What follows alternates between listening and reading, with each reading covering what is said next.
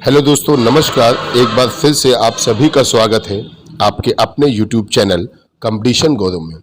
दोस्तों, आज हम लोग बात करेंगे पद्म सम्मान 2022 की। तो पद्म सम्मान 2022 की बात करते हैं, तो चलिए वीडियो स्टार्ट करते हैं।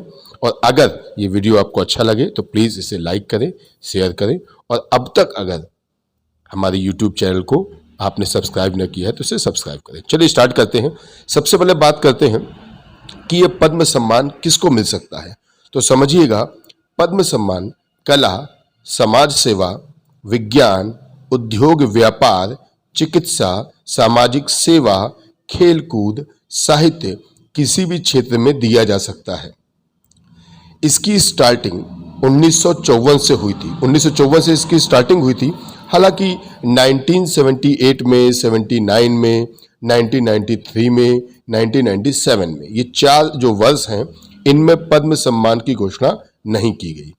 इसको ऐसे समझिएगा, पद्म सम्मान जो होते हैं उनकी जो अनाउंसमेंट है, घोषणा है, वो 26 जनवरी के दिन, आप ये कह सकते हो 25 जनवरी के दिन भारत के राष्ट्रपति द्वारा होती है।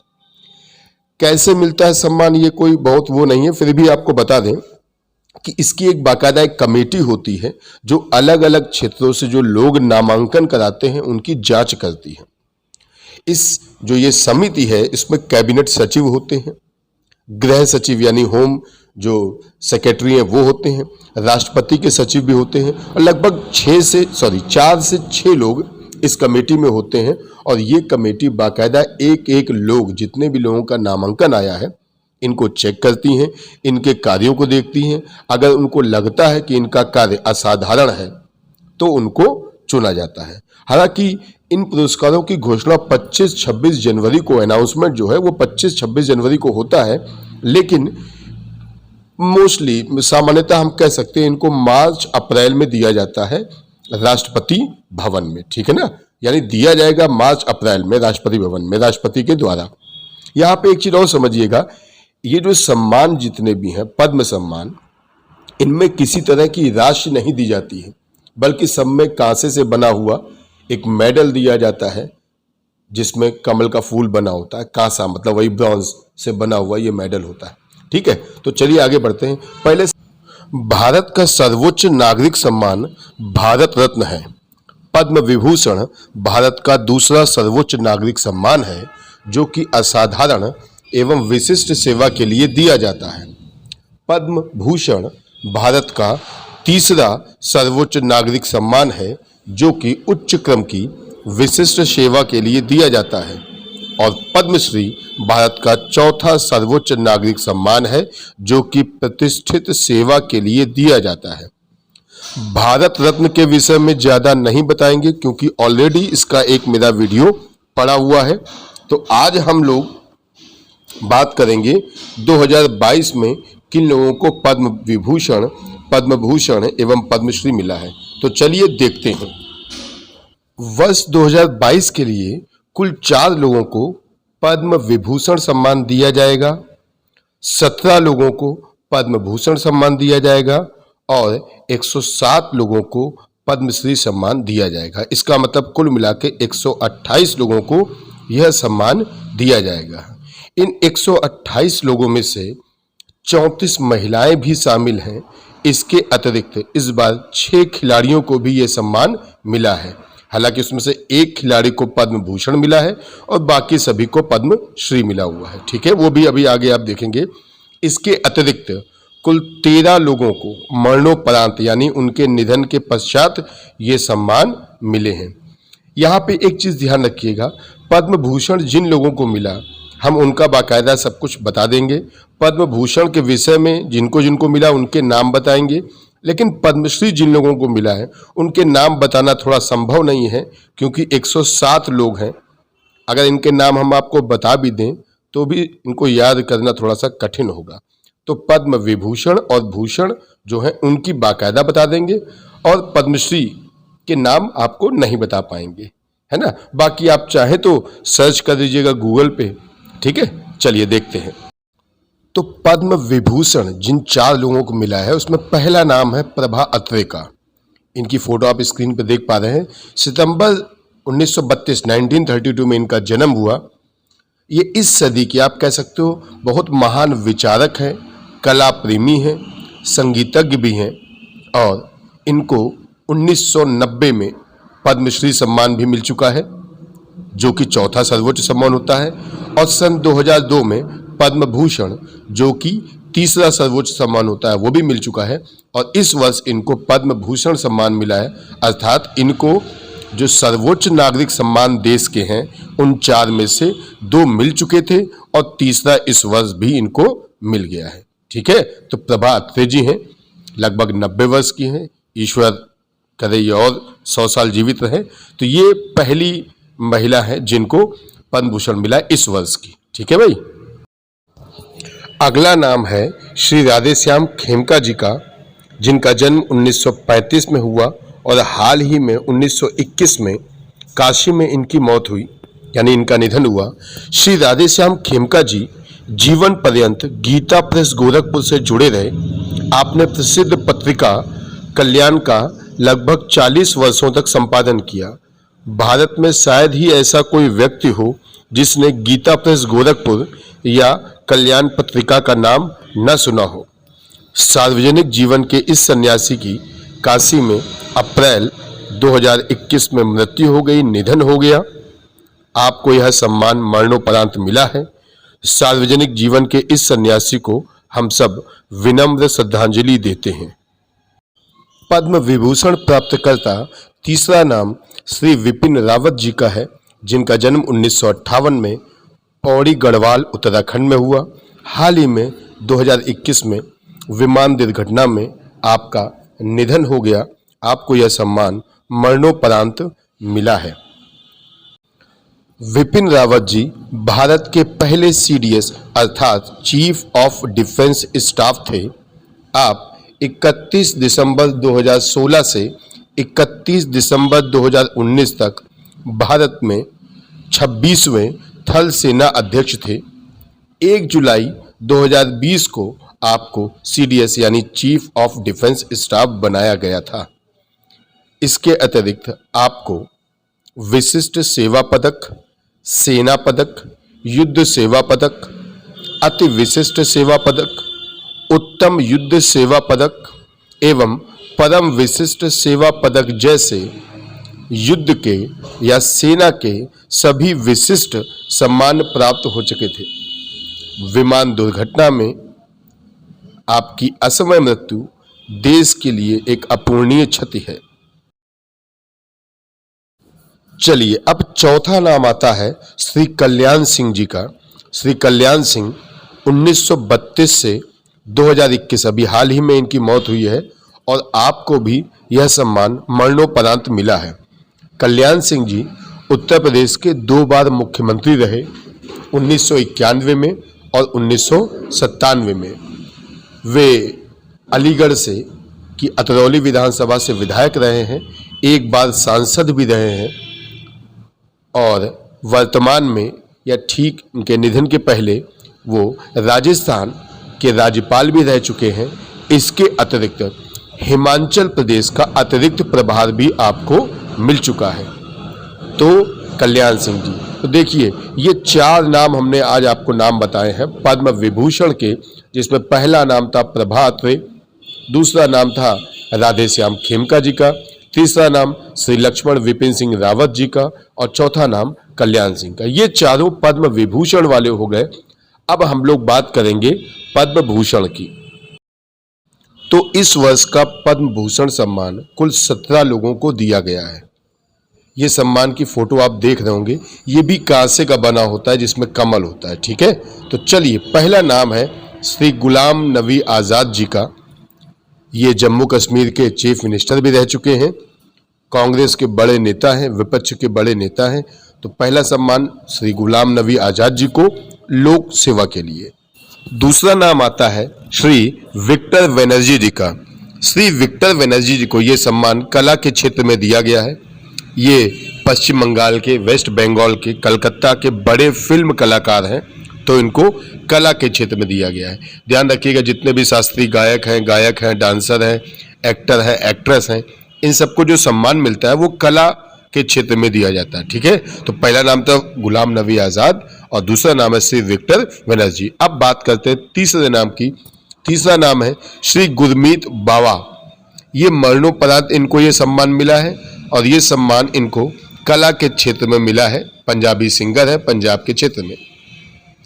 चलिए अगला नाम और बड़ा नाम श्री बुद्धदेव भट्टाचार्य का। श्री बुद्धदेव भट्टाचार्य लोक कार्य के लिए इनको मिला है। वेस्ट बंगाल के ये चीफ मिनिस्टर रह चुके हैं।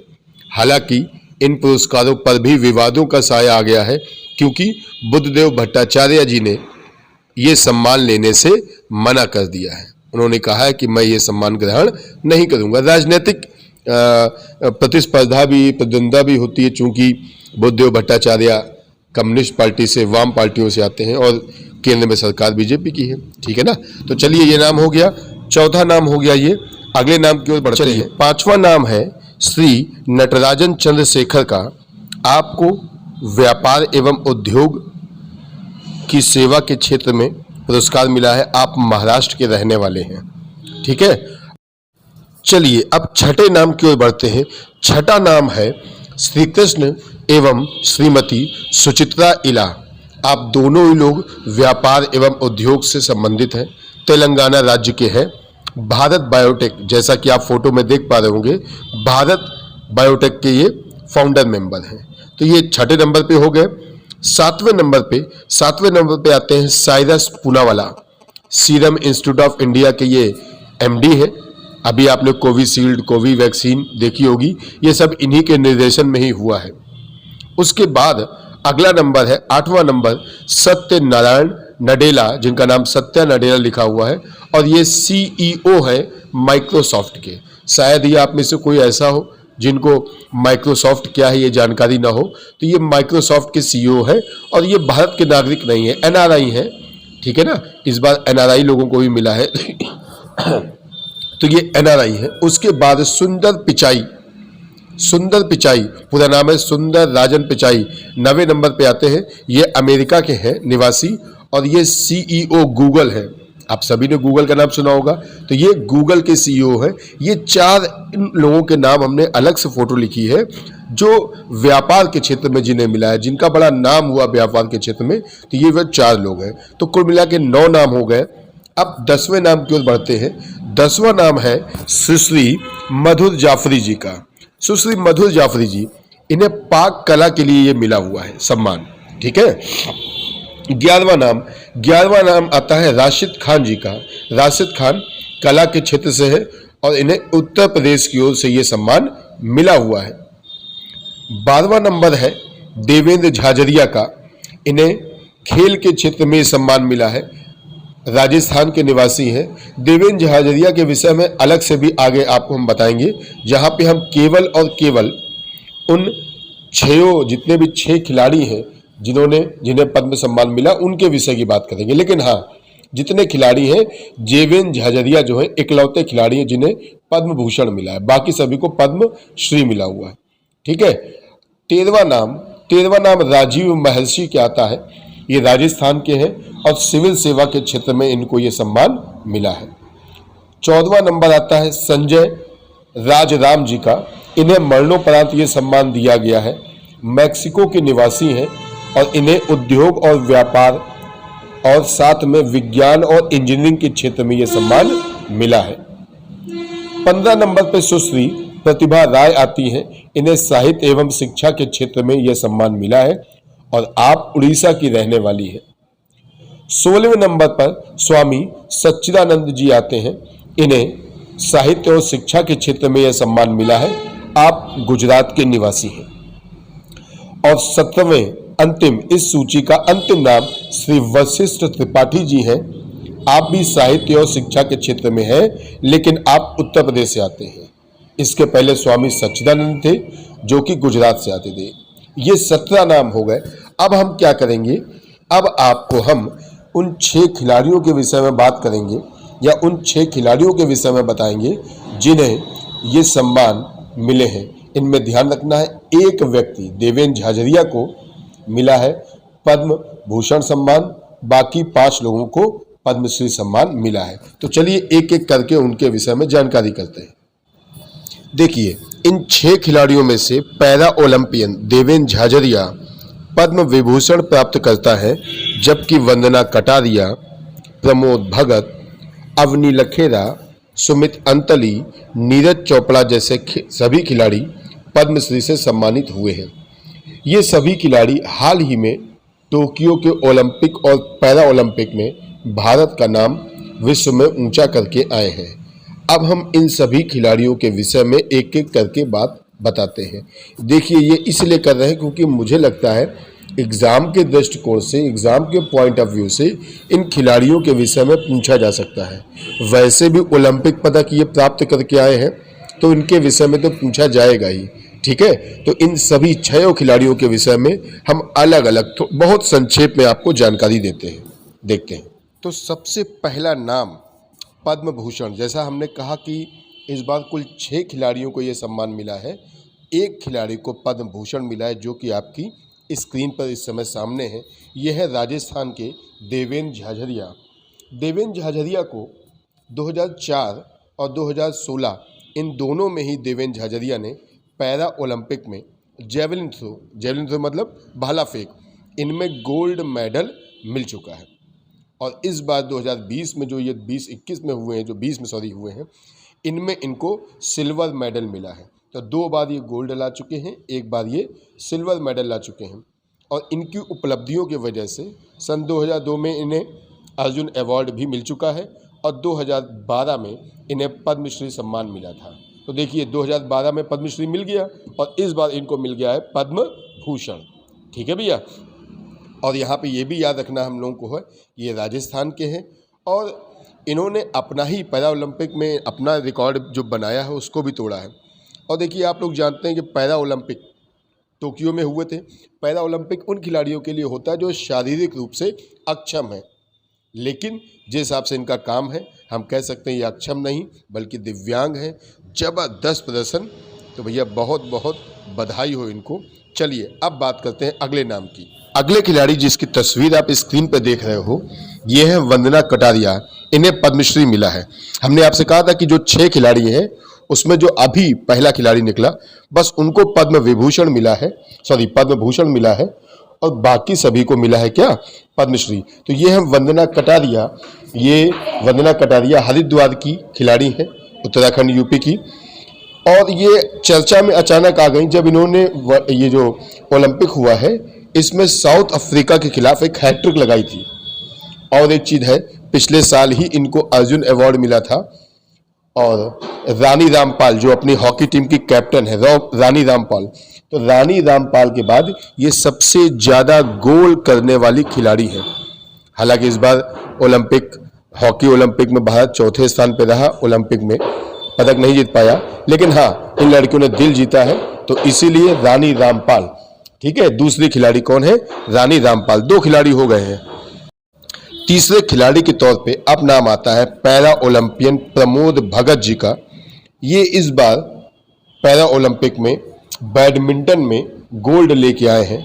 आपको 2019 में अर्जुन पुरस्कार भी मिल चुका है। आप बिहार के रहने वाले हैं, लेकिन जो ये सम्मान मिला है आपको, ये उड़ीसा के कोटे से मिला है, बिहार के कोटे से नहीं, उड़ीसा के कोटे से। 3 खिलाड़ी हो गए हैं। अब बात करते हैं हम लोग चौथे खिलाड़ी की। चौथे खिलाड़ी है अवनी लखेरा। चौथे खिलाड़ी है अवनी लखेरा। अवनी लखेरा ने इस बार, आपने देखा होगा स्क्रीन पे लिखा है कि पैरा ओलंपिक में भारत के लिए गोल्ड जीतने वाली पहली महिला खिलाड़ी हैं। इन्होंने शूटिंग में वर्ल्ड रिकॉर्ड बना के गोल्ड मेडल दिलाया और इसी पैरा ओलंपिक में खास बात ये भी है, इसी पैरा ओलंपिक में इन्होंने ब्रॉन्ज मेडल यानी कांस्य पदक भी जीता। यानी इन्होंने इस पैरा ओलंपिक में एक नहीं बल्कि 2 मेडल जीते हैं, एक गोल्ड मेडल और एक ब्रॉन्ज मेडल। तो भैया 4 खिलाड़ी हमारे हो गए, देवेंद्र झाझरिया जी हो गए, वंदना कटारिया हो गई, प्रमोद भगत जी हो गए, अवनी लखेरा हो गई। अब 5वें नंबर के खिलाड़ी थे, उनकी बात करते हैं। 5वें नंबर पे आते हैं सुमित अंतली। जेवलिन थ्रो यानी भाला फेंक के ये भी खिलाड़ी हैं और एक सड़क दुर्घटना में इनका पैर जो है उन्होंने गंवा दिया था और ये हाल ही की बात है 2015 की। और नकली पैर, एक पैर नकली लगाकर इन्होंने जेवलिन थ्रो के पैरा ओलंपिक में गोल्ड जीता है। और टोक्यो का जो पैरा ओलंपिक है वहाँ पे इन्होंने 3 बार वर्ल्ड रिकॉर्ड बनाया है, एक बार नहीं बल्कि 3 बार वर्ल्ड रिकॉर्ड बनाया। तो ये भी पैरा ओलंपिक में भाला फेंक में गोल्ड जीत के आए हैं। इस बार नीरज चोपड़ा ने तो भाला फेंक में गोल्ड जीता ही था, लेकिन वो ओलंपिक में, पैरा ओलंपिक में हमारे देवेंद्र झाझरिया जी भी जीत के आए, लेकिन वो सिल्वर मेडल जीते। और सुमित अंतली जो है वो जेवलिन थ्रो में जो है गोल्ड जीत के आए। तो ये 5वें खिलाड़ी हैं। 6ठे नंबर के खिलाड़ी की बात करते हैं हम लोग अब। तो 6ठे नंबर पे आ रहे हैं नीरज चोपड़ा। जी हाँ, नीरज चोपड़ा। और आज अपने इंडिया में ऐसा कौन सा स्टूडेंट है, कौन सा खिलाड़ी है जो नीरज चोपड़ा को नहीं जानता। और जब भी मेरा एक वीडियो ओलंपिक का भी वीडियो पड़ा हुआ है, ओलंपिक के ठीक अगले दिन मैंने डाला था, और जब मैं नीरज चोपड़ा के विषय में उसमें बता रहा था तो मुझे अंदर से दिल से बड़ी खुशी हो रही थी। अच्छा लगता है जब लोग बोलते हैं रॉक स्टार ऑफ इंडिया। अरे भाई, अगर ऐसे खिलाड़ी देश के रॉक स्टार नहीं बनेंगे तो कौन बनेगा। तो नीरज चोपड़ा की बात करते हो, बड़ी खुशी होती है इनके विषय में बताने से। 2017 में एशियन गेम्स में इन्हें सिल्वर मिला, 18 के एशियन गेम्स में इन्हें गोल्ड मिला, और उसी के बाद जो कॉमनवेल्थ गेम हुए थे, राष्ट्रमंडल गेम, वहाँ भी इन्हें गोल्ड मिला था। और 121 साल बाद, सन 1900 के बाद से 2021 में भारत को एथलीट में इन्होंने पहला गोल्ड दिलाया। यहाँ पे एक बात सोचने वाली है, जब हम बोलते हैं पहला गोल्ड, तो भाई इसके पहले भी 2008 में अभिनव बिंद्रा शूटिंग में गोल्ड जीत चुके हैं। लेकिन अगर कोई पूछे आज तक अपने इंडिया को कितने व्यक्तिगत स्पर्धाओं में गोल्ड मिला, तो आप बोलोगे साहब 2 मिले हैं, 2008 में अभिनव बिंद्रा और 2021 में ये आपका नीरज चोपड़ा। लेकिन एथलीट की बात करोगे तो निशानेबाजी एथलीट में नहीं आता है। तो एथलीट में आज तक अपने को एक ही गोल्ड मिला है, वो है नीरज चोपड़ा।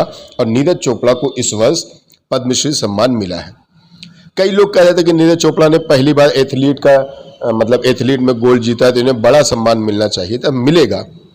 लेकिन अभी क्यों नहीं दिया गया है? क्योंकि अभी बहुत ज़्यादा एज नहीं, अभी तो इन्हें बहुत कुछ अचीव करना बाकी है। अभी तो 20, 21, 22 साल के मुश्किल से होंगे। तो लेकिन हाँ, पैरा ओलंपियन जो है उनका उत्साहवर्धन आवश्यक था, इसलिए पैरा ओलंपियन में ज़्यादा लोगों को जो है पुरस्कार मिला है। नीरज चोपड़ा के आगे अभी बहुत समय बाकी, 20, 21 साल के हैं। जिस हिसाब से इनकी फॉर्म चल रही है, हमें लग रहा है कि अगले 2-3 ओलंपिक में गोल्ड की गारंटी तो वही है। तो चलिए, ये 6 खिलाड़ी हो गए। चलिए एक बार फिर से रिपीट कर दें, इस बार कुल 4 पद्म भूषण मिले हैं, 4 पद्म विभूषण मिले हैं, 17 पद्म भूषण मिले हैं, 107 पद्मश्री यानी कुल मिला के 128 अवार्ड मिले हैं। इनमें से 34 महिलाएं हैं, 13 लोगों को यह मरणोपरांत सम्मान मिला है, 6 खिलाड़ियों को मिला है जिनके नाम मैंने बताए, और लगभग 10 एनआरआई को भी मिला है। एनआरआई मतलब वही सुंदर राजन पिचाई जो गूगल के सीईओ हैं, आपके सत्य मंडेला जो है माइक्रोसॉफ्ट के सीईओ हैं, इस तरह के जो लोग हैं उनको भी ये सम्मान मिला है। तो हमारा जो वीडियो है, मेरी जो मेहनत है, वो आपको कैसे लगी कृपया कमेंट्स करके अवश्य बताएं। उसके अलावा इसे लाइक करें, शेयर करें, सब्सक्राइब करें, और बहुत जल्द अगले वीडियो में मिलते हैं। तब तक के लिए जय हिंद, जय भारत।